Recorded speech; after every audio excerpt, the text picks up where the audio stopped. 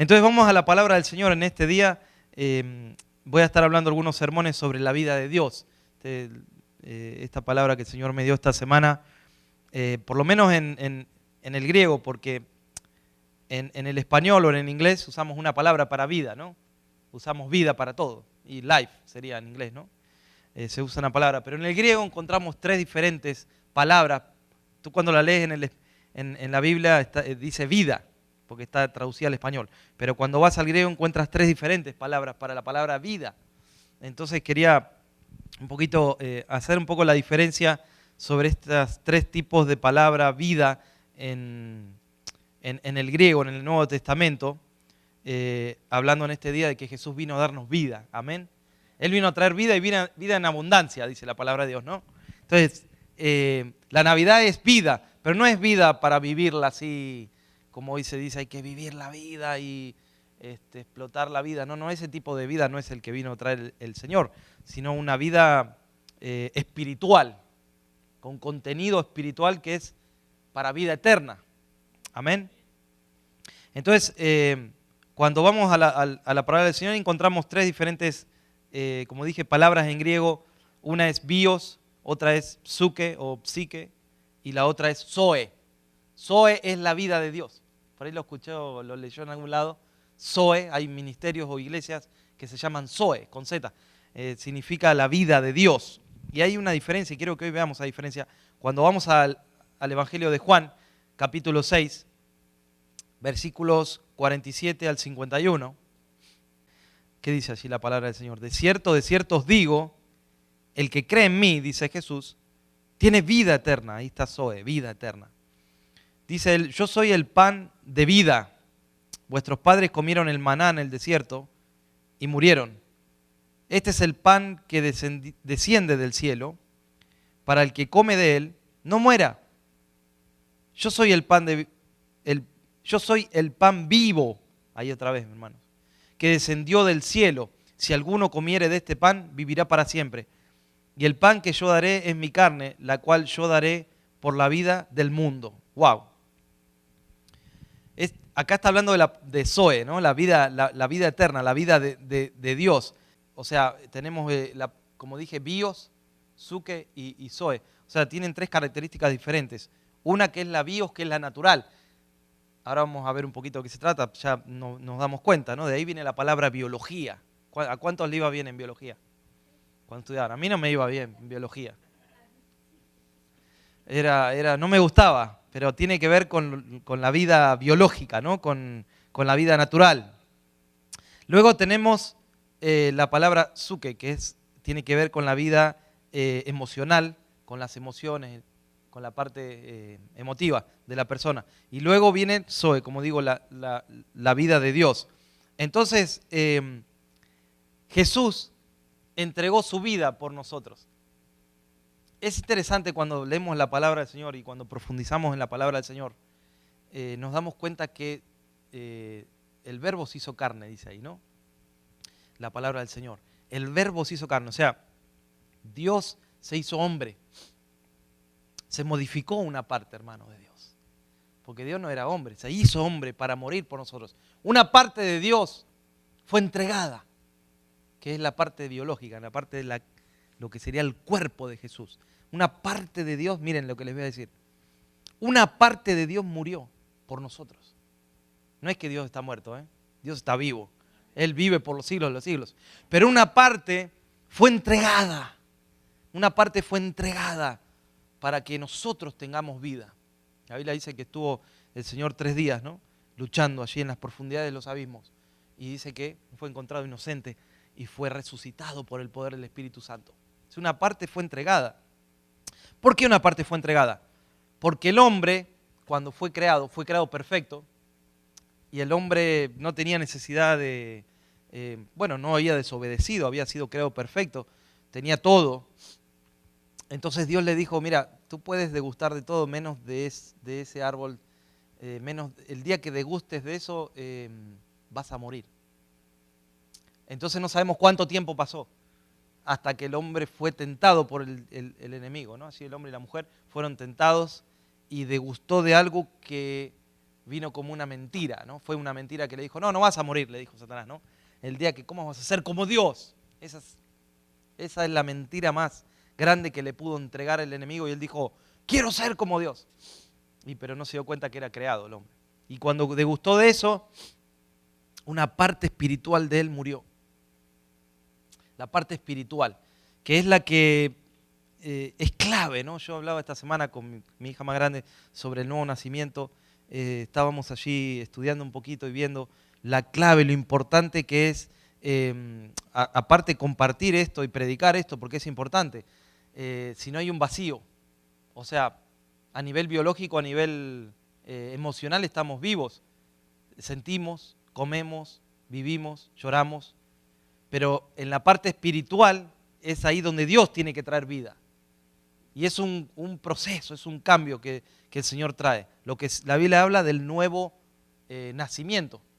Entonces, es importante que esto suceda en la vida de un cristiano para que pueda nacer del agua y del Espíritu, dice la palabra del Señor. Entonces Jesús entregó su vida para que nosotros obtengamos la vida de Dios, que la habíamos perdido en el Edén. Una vida de abundancia, yo diría, una vida eterna. Allí cuando, usted está en Juan capítulo 6, pero allí en el capítulo 10 de Juan, versículo 11 dice que Jesús es el buen pastor. Y el buen pastor, ¿qué hace? Da su vida, ¿no? Por las ovejas. Pero Él es el buen pastor, el que da su vida por las ovejas. Es el que da su vida, mira, ahí está dando su vida. Es el que está dando esa vida en rescate por las ovejas que están perdidas. Ahí en el versículo 15 dice, así como el Padre me conoce, yo conozco al Padre. Y pongo, ¿qué dice? Mi vida por las ovejas. Alguien tenía que pagar esa transgresión. Alguien tenía que pagar eso que perdió el hombre. Ya desde Génesis capítulo 3 vemos las promesas de que Dios iba a mandar un Salvador desde los comienzos. Entonces el hombre cada año, ¿qué tenía que hacer? Tenía que ofrecer un holocausto, tenía que haber un derramamiento de sangre. Y ese era un recordatorio de que algún día iba a venir alguien que lo iba a hacer por única vez, iba a redimir la humanidad. Entonces cuando Adán hace esto, de que come de eso que no debía comer, degustó de eso que no debía degustar, ¿qué sintió Adán? Se sintió como, dice la Biblia, que estaba desnudo. Pero como si él, o sea, nunca había sentido eso, ¿no?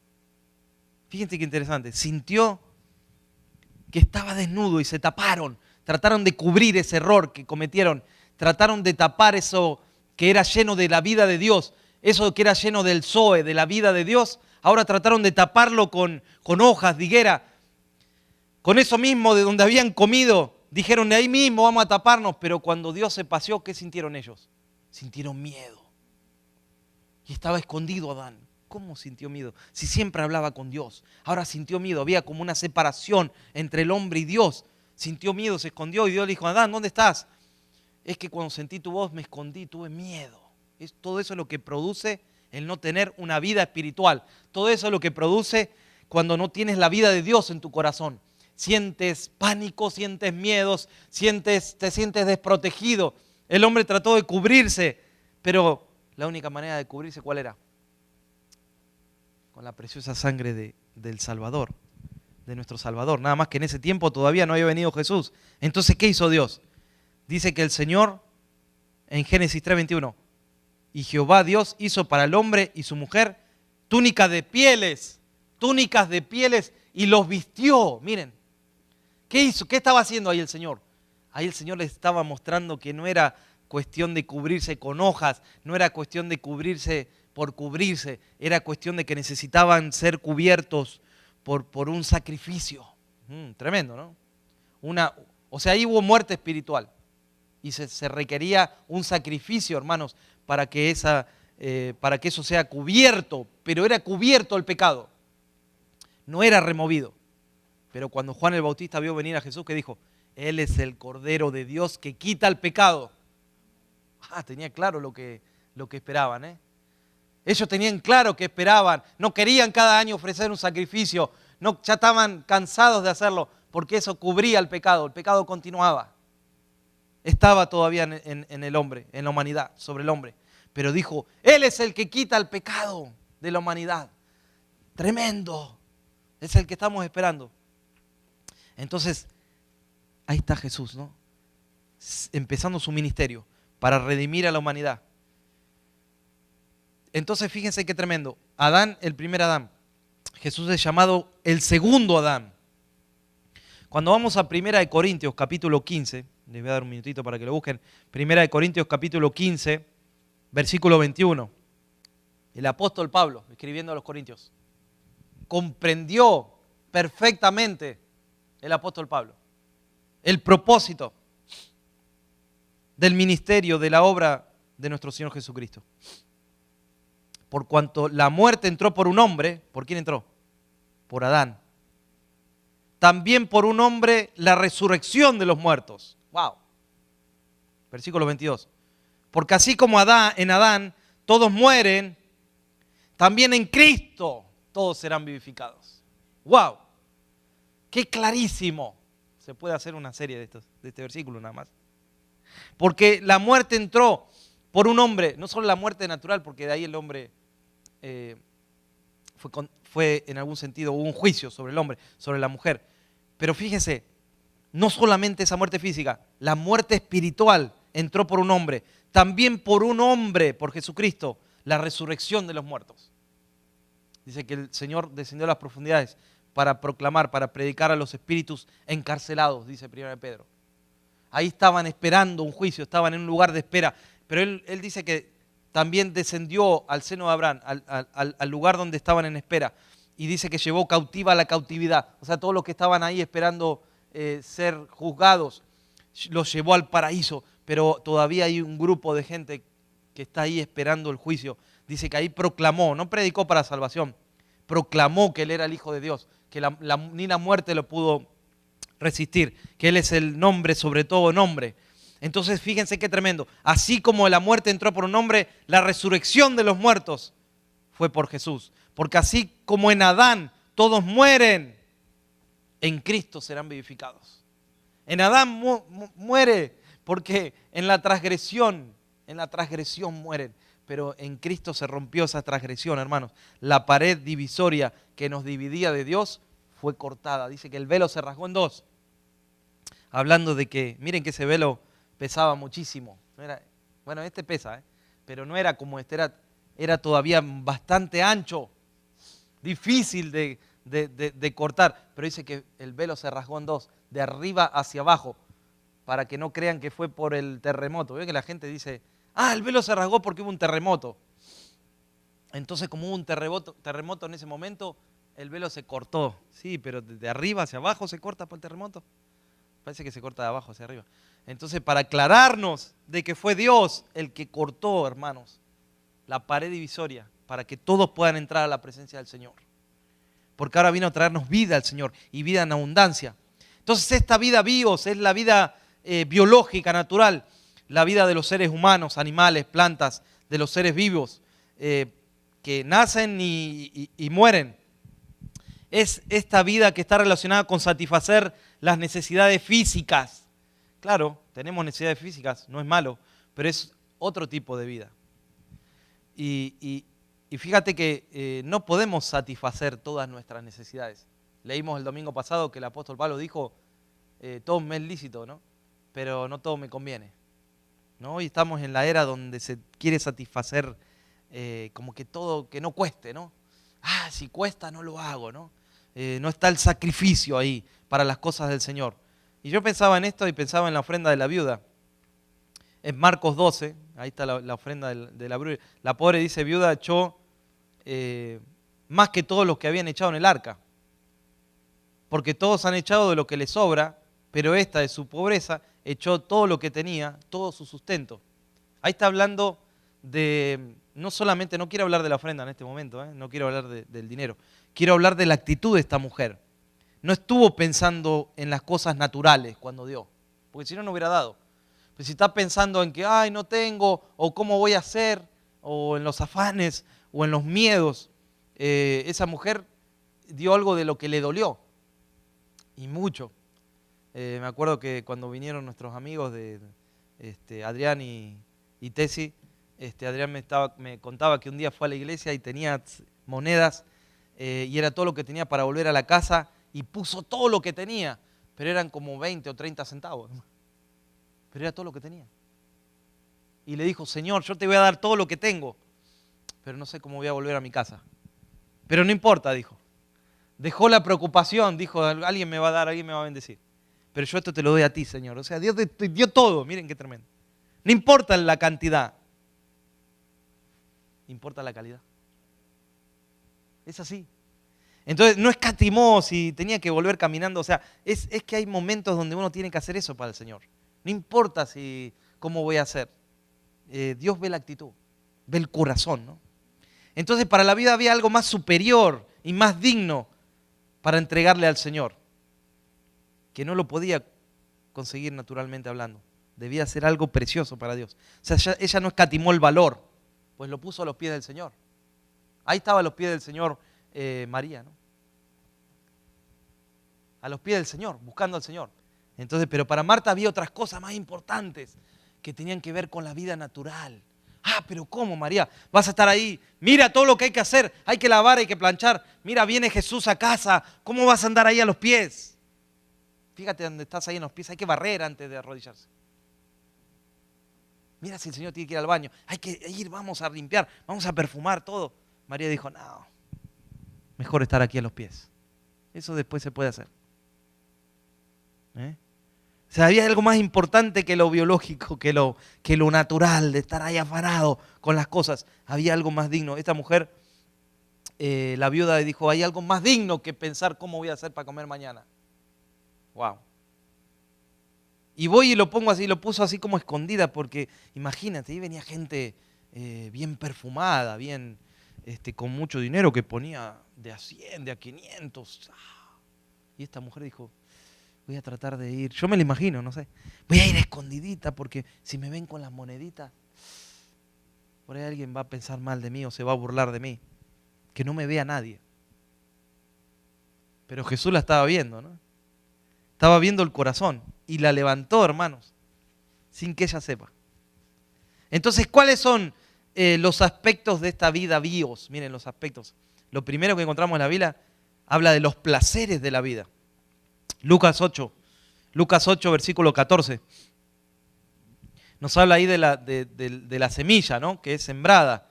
Y bueno, no vamos a leer todos los pasajes, pero vamos a leer Lucas 8, 14. Que una parte de la semilla, ¿dónde cayó? Entre espinos, dice, ¿no?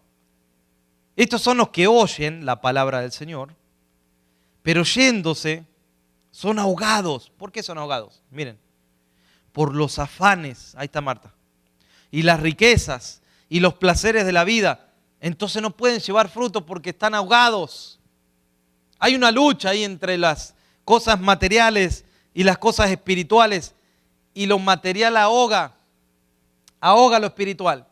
A tal punto se le da lugar a eso, que no pueden llevar fruto.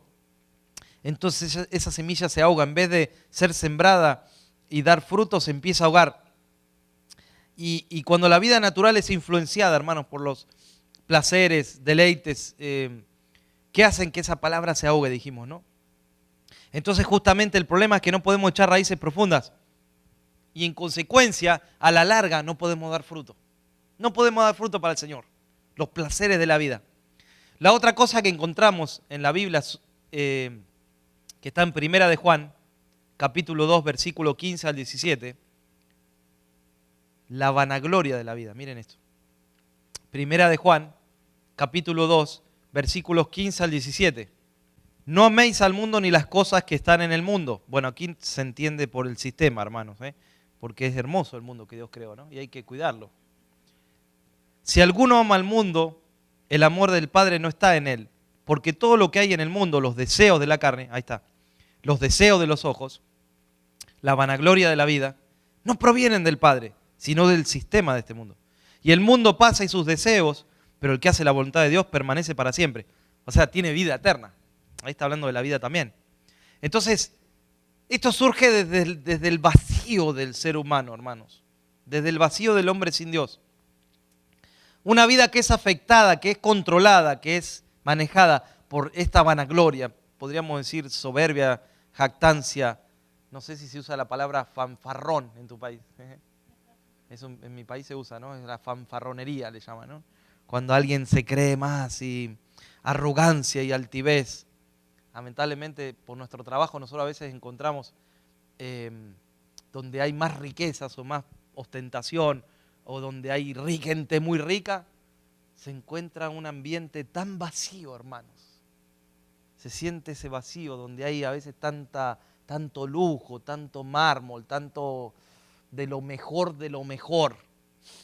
Tú sientes a veces el vacío en las personas. Y se siente en el ambiente el vacío, ¿no? A veces con Vane nosotros decimos, mejor vivir en un lugar. ¿Te acordás dónde vivíamos en Argentina? Era chiquito, pero estaba calentito ahí. No teníamos nada. A veces en un tiempo tuvimos que vender muchas cosas. ¿Te acordás?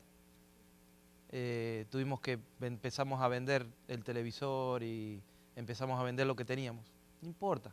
Pues no teníamos, nos ayudaban, gracias a Dios, en un tiempo difícil que pasamos muy duro, pero no teníamos para comer. Y dijimos, bueno, vamos a vender lo que tenemos. Total, lo importante no es ni el televisor, ni el equipo de música.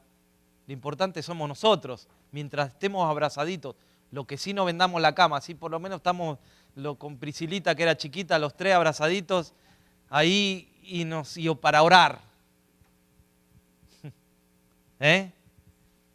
Pero es lo más importante, ¿no? Después Dios hay tiempos donde Dios permite estas cosas para que uno aprenda algo, porque no es que Dios te saca las cosas, ¿no? Dios te hace pasar por momentos así para que aprendas algo, ¿no? No es lo que tienes, no es lo más importante.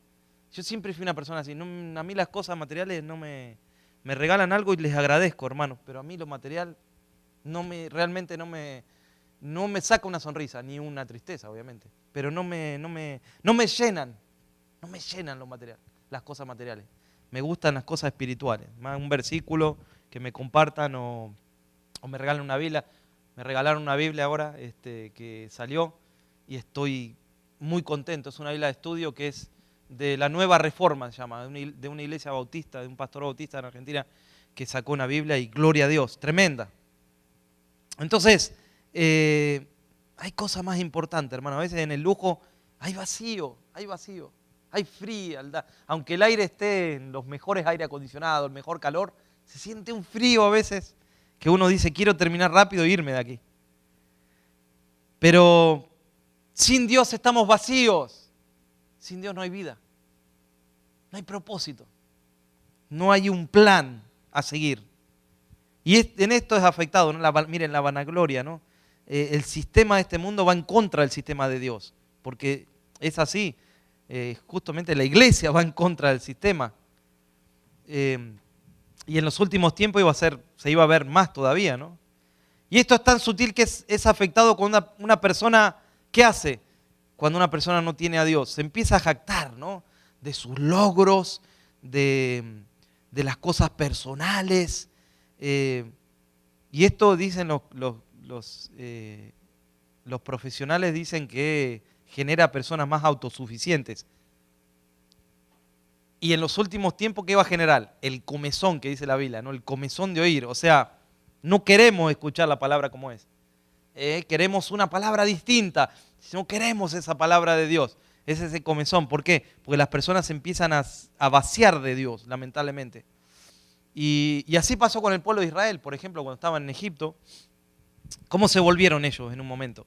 No querían escuchar la palabra del Señor. No querían escuchar la exhortación a través de Moisés. Y se volvieron soberbios, endurecieron su corazón y no quisieron escuchar los mandamientos de Dios.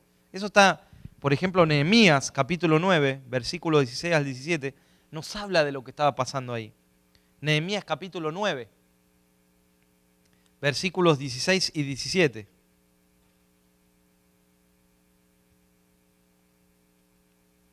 De esto hay que cuidarse. Miren, dice, mas ellos, o sea, los que estaban en el desierto, mas ellos y nuestros padres fueron soberbios y endurecieron su cerviz y no escucharon tus mandamientos. No quisieron oír ni se acordaron de tus maravillas que habías hecho con ellos. Antes endurecieron su cerviz, o sea, el corazón, ¿no? y en su rebelión pensaron poner caudillo para volver a servidumbre. Pero tú eres Dios que perdonas, clemente y piadoso, tardo para la ira y grande en misericordia, porque no los abandonaste, Señor. Fíjense qué tremendo, ¿no? No quisieron en un momento. Y Dios no los abandonó porque sabía que no había otra salida. No había otra salida.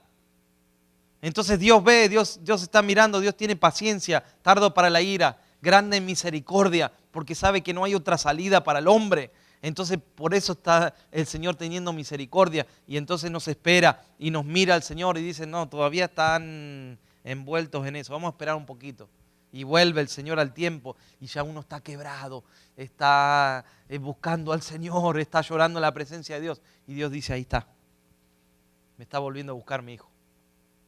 Está volviendo a mi presencia. Porque sabemos que no hay vida, hermanos, no hay vida eterna, no hay vida abundante si no es en Cristo Jesús. No hay en otro lado, no hay otro Dios. Entonces la vanagloria de la vida. Cuidado de no ser tentado con esto, porque Jesús fue llevado, dice la palabra del Señor, al pináculo del templo, ¿no? Y entre otras cosas, ahí el Señor fue llevado por el Espíritu al desierto para ser tentado. Y ahí el diablo, ¿qué dice? Lo tentó, ¿no? Lo tentó, dice. ¿Y en qué lo tentó? En la vanagloria de la vida. Le dijo, todo esto me fue entregado y se lo daré a quien yo quiera, pero me tienes que adorar, Jesús, dice. Tienes que postrarte. Y Jesús, ¿qué dijo? Al Señor tu Dios es el único que adorarás y te postrarás. Se le quiso cortar el camino para no llegar a la cruz y Jesús dijo, no, esto no es mi propósito. Hay otro propósito más superior. Es la vanagloria. No sufra, haga esto. ¿Y qué pasó? Lo llevó al pináculo del templo y ¿qué les sugirió ahí? Que desafiara al Padre, ¿no? Cuando le dijo, tírate. Total, él dice la Biblia que mandará a sus ángeles que te cuiden y te guarden para que no tropieces. Pero había un versículo más superior. ¿Cuál era? No tentarás al Señor tu Dios. Entonces, dijimos esto, la vanagloria de la vida. ¿Qué es otra cosa que le aconseja Pablo a Timoteo? Tiene que ver con los negocios de la vida. Fíjense en 2 de Timoteo, capítulo 2. 2 de Timoteo, capítulo 2, versículos 1 al 4. Tú pues, hijo mío, esfuérzate en la gracia que es en Cristo Jesús. Lo que has oído de mí ante muchos testigos, esto encarga a hombres fieles que sean idóneos para enseñar también a otros. Tú pues sufre penalidades como buen soldado de Jesucristo. Ninguno que milita se enreda en los negocios de la vida, a fin de agradar a aquel que lo tomó por soldado. ¿Qué está diciendo acá Pablo con esto de los negocios de la vida? O sea, no está mal trabajar, porque de hecho el apóstol Pablo trabajaba para no ser una carga, ¿no? Él tenía su propio trabajo. No quería ser una carga para la iglesia de Cristo. Entonces no está hablando de no trabajar, sino el problema es de caer en ese afán, ¿no? Del trabajo, que hace que muchas veces estemos constantemente solamente pensando en eso y no hay pensamiento para otra cosa. No se comparte en familia o no hay tiempo para servir al Señor. Entonces hay que tener un balance, hermanos. Hay que tener un balance. Lo importante es de balancear las cosas para poder también servir al Señor.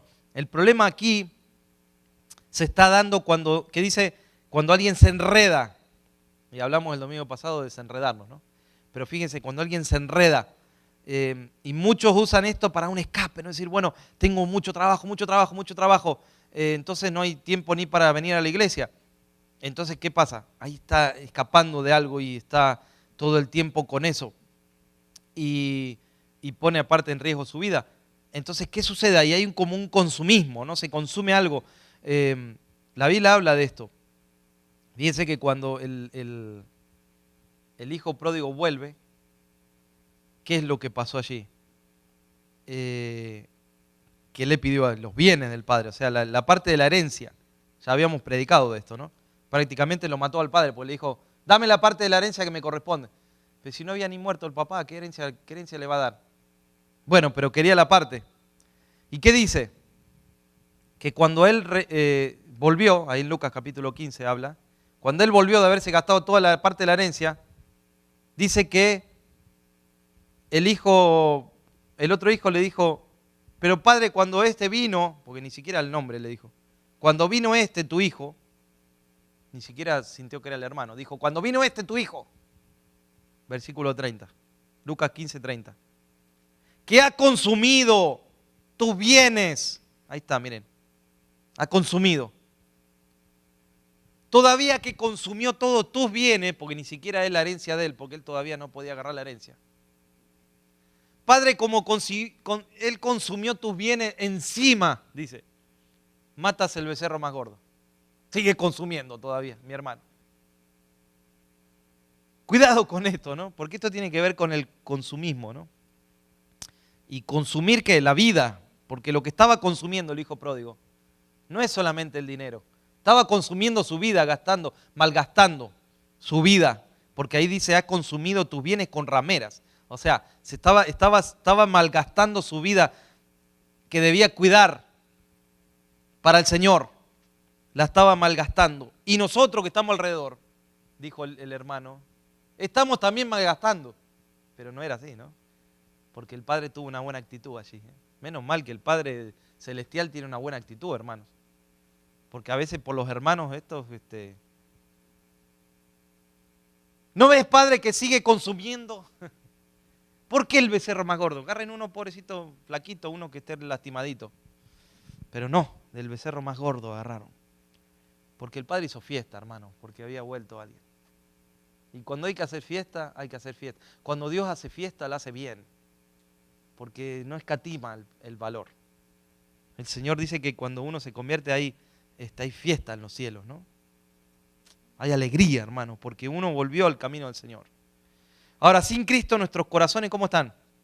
Queriendo consumir, ¿no? Y consume su vida en placeres, en esa vanidad, en esa vida bios que estamos hablando. Ahora, hay otro tipo de vida en la Biblia, como les comenté. La vida psuke, que se refiere a la vida del alma. El alma que debe ser ministrada, amén, y restaurada y transformada por la obra del Espíritu Santo.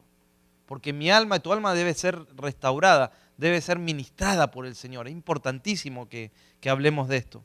Y vamos a ver algunos pasajes bíblicos sobre esto. Cuando habla de esto está hablando de los afanes de la vida, ¿sabe? En Mateo capítulo 6, versículo 25, ahí en Lucas capítulo 12, también yo te los doy estos pasajes para que los leas en tu casa. Esto está afectado por los afanes, por las ansias, por las preocupaciones, por lo que no tenemos. Ahí entra el enemigo a querer turbar nuestra vida emocional. ¿Por qué? Empieza esas ansias, esas preocupaciones, esos pensamientos. Entonces Jesús habló de esto muchísimo ahí en Lucas 12, en Mateo 6. Les dice, ¿por qué se preocupan? Fíjense las aves del cielo, ¿no? No trabajan ni hilan, pero no les falta nada. Y son animales, son aves. ¿Cuánto más ustedes que son hijos del Señor? ¿Cuánto más ustedes que son creación de Dios? Son más importantes que las aves. Si a ellos no les falta, dice a ustedes también. ¿Por qué se preocupan? ¿Qué comerán o qué vestirán?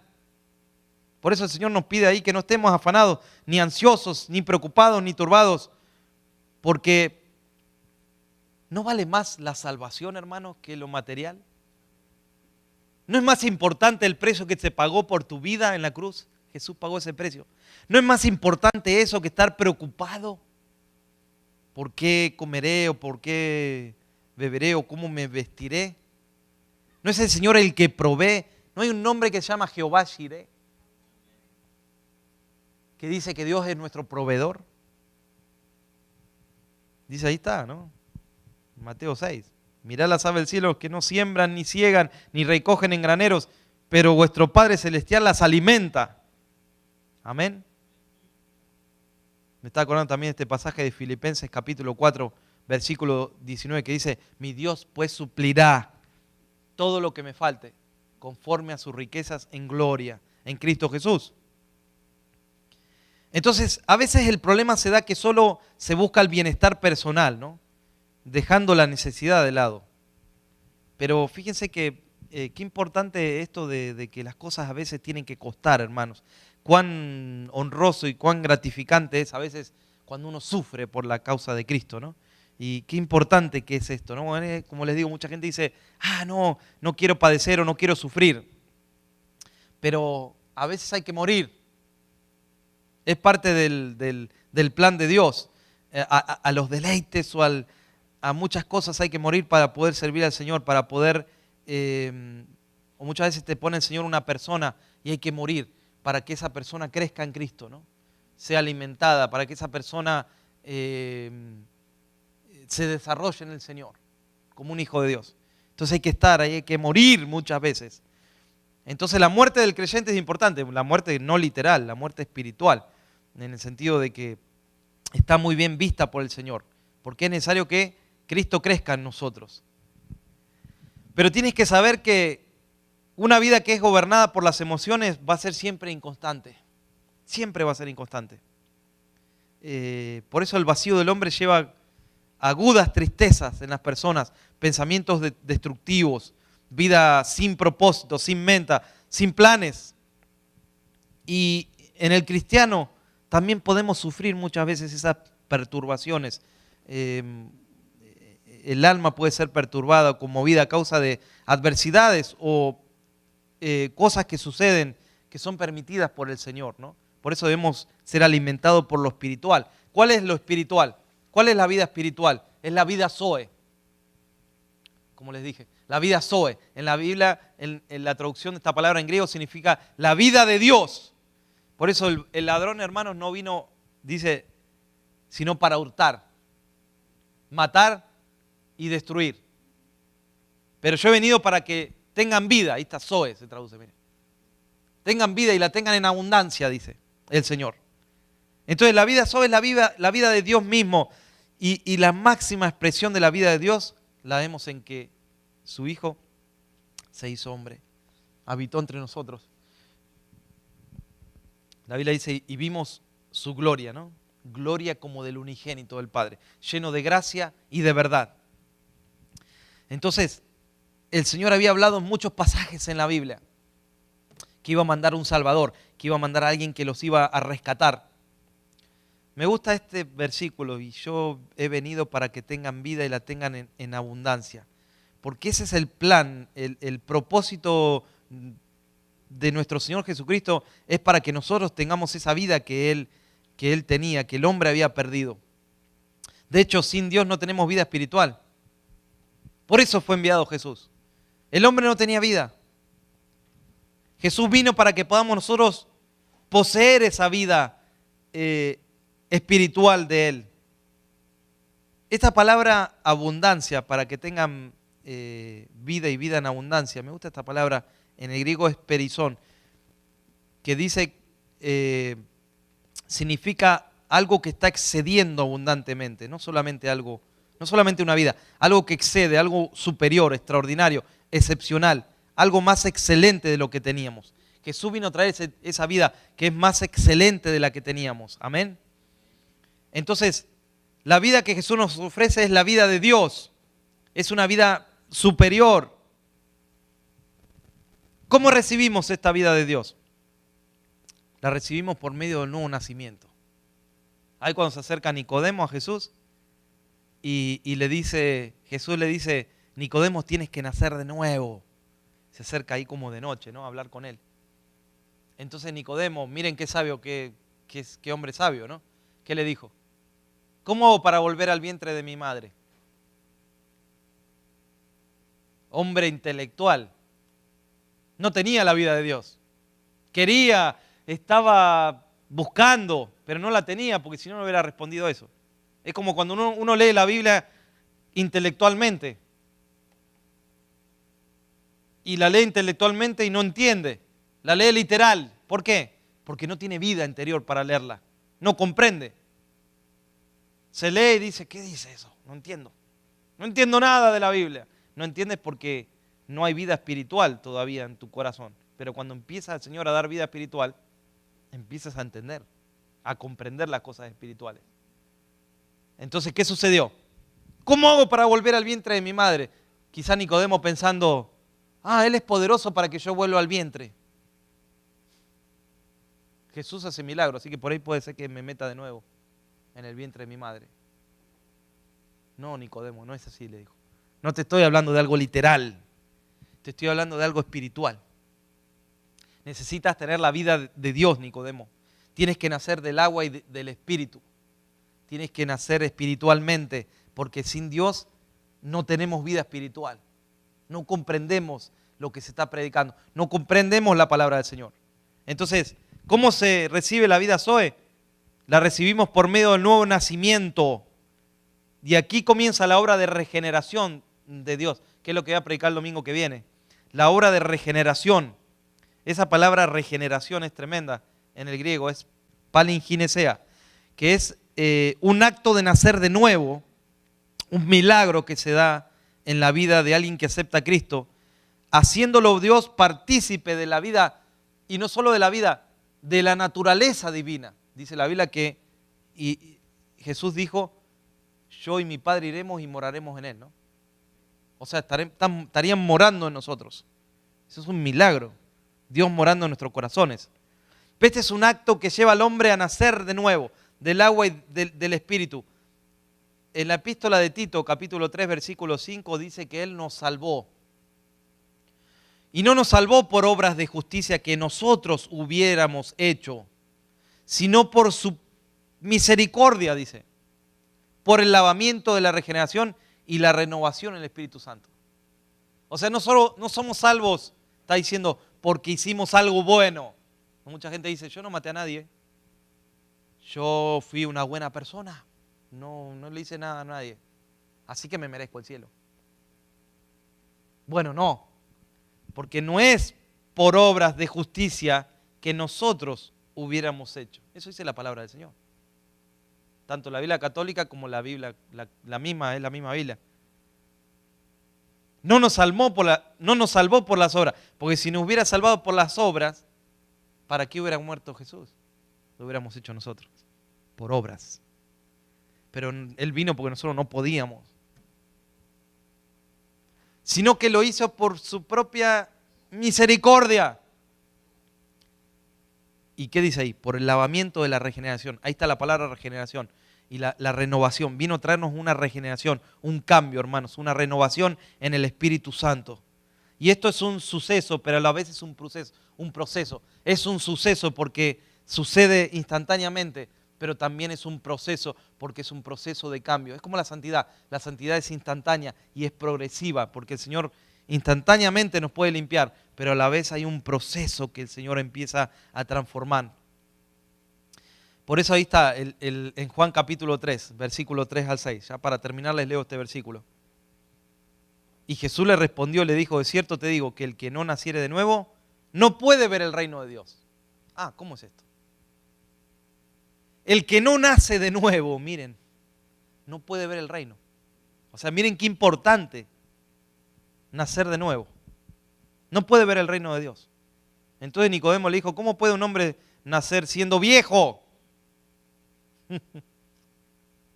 Qué linda pregunta, ¿no? ¿Acaso el Señor puede hacer una regresión y volverme atrás? No. ¿Cómo puede un hombre nacer siendo viejo? Se ve que era un poco viejo, él tenía algunas canas. ¿Puede acaso entrar por segunda vez al vientre de su madre y nacer? Respondiendo Jesús le dijo, de cierto te digo, que el que no naciere del agua y del Espíritu no puede entrar en el reino de Dios. Lo que es nacido de la carne, carne es. Y lo que es nacido del Espíritu, Espíritu es. O sea, naciste de la carne, Nicodemo, como todos nacemos de la carne. Pero te quedaste ahí. No naciste del Espíritu. Por eso si te guías por las cosas carnales, por las cosas de la carne, si tu carne gobierna, le está diciendo eso, ¿no? Tu vida biológica es la que está gobernando tu vida. Pero te vengo a hablar de una vida, dijo Jesús, que es la vida de Dios. Que cuando tú naces del Espíritu Santo, sos espíritu más que cuerpo, más que cuerpo carnal. Tu vida está guiada por las cosas espirituales. Amén. En estos domingos vamos a ver esto de la vida de Dios, hermanos. Vamos a profundizar, vamos a meternos en esto. Hoy fue como una introducción sobre la vida de Dios. Vamos a meternos, vamos a escudriñar la palabra del Señor porque necesitamos, hermanos, un bautismo de esa vida de Dios. Amén. Necesitamos que eso gobierne nuestros corazones, nos limpie, nos regenere, nos cambie, nos transforme para que podamos congregarnos, para que podamos comprender la palabra, para que podamos profundizar, servir al Señor.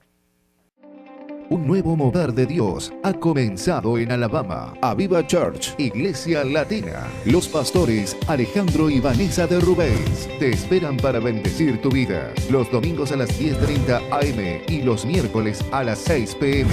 Contamos con cuidado de niños, enseñanzas bíblicas para niños, preadolescentes y jóvenes. Experimenta un servicio diferente con una palabra renovadora de Dios que cambiará tu vida. Los domingos a las 10:30 am y los miércoles a las 6 pm. Estamos ubicados en el 600 Governors Drive, en la ciudad de Huntsville, Alabama. Zona postal 35801, puerta 5. Para más información, márquenos al 256-652-8497 o visítenos en nuestro sitio web www.avivachurch.org.